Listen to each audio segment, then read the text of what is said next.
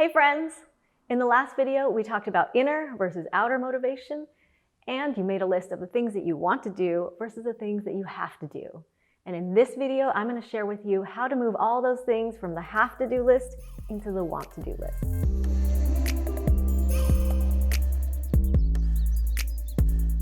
Let's take the example of a MasterKit user who wants to lose 25 pounds.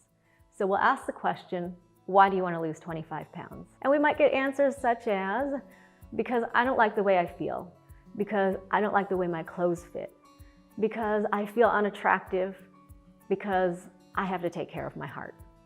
And these are all outer motivated reasons.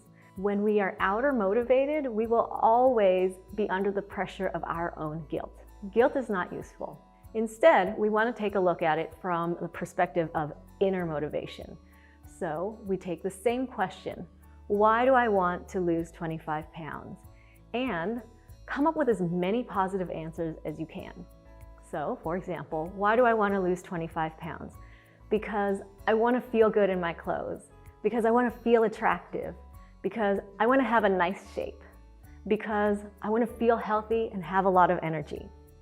Now, when you take a look at these inner motivated reasons, be sure to stay with them, because as you take a look at the difference between where you want to be, these inner motivated reasons, and where you are, you may feel an emotional tension, a little stress between here and there. Now this is important. This emotional tension is actually the key to unlocking what's blocking you from your goal. So you want to stick with that emotional tension. And I want to give you a warning, because this emotional tension can be uncomfortable. When you see the difference between where you are and where you want to be, it can make you want to back off of that goal and give yourself excuses. Oh, you know, as long as I'm strong and healthy, I don't have to have that perfect shape. And in that case, we're backing off from what we really want.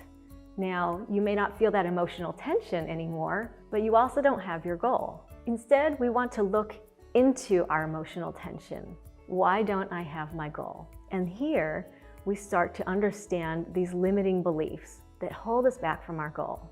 I haven't lost 25 pounds yet because I'm afraid I have to give up sweets. I haven't lost 25 pounds yet because it's gonna hurt. I haven't lost 25 pounds yet because I will have to work out a lot to maintain my shape, and if I work out a lot, then I won't be able to spend as much time with my kids. And you can start to dissect all of your goals in this way. And the important thing to remember here is it may not make logical sense, because the subconscious doesn't work in logic. The subconscious works in emotions and in imagery. So go forth and dig into your goals. Be sure to subscribe to this channel, and we'll be coming out with another video explaining limiting beliefs and how to transform them. Like this video if you found it useful and interesting. Be sure to comment below. What are some of the limiting beliefs that you're coming up against? We'd love to hear.